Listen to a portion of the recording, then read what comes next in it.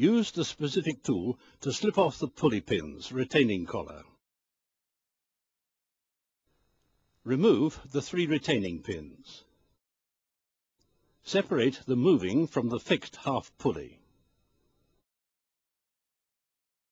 Remove the 2 outer O-rings and the 2 inner sealing rings of the moving half pulley.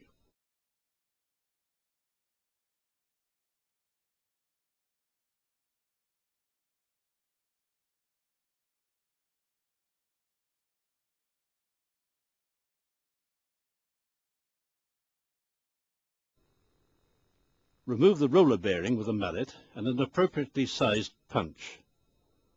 Support the half pulley suitably to prevent deformation of its driving bolt running surface. Remove the ball bearing snap ring.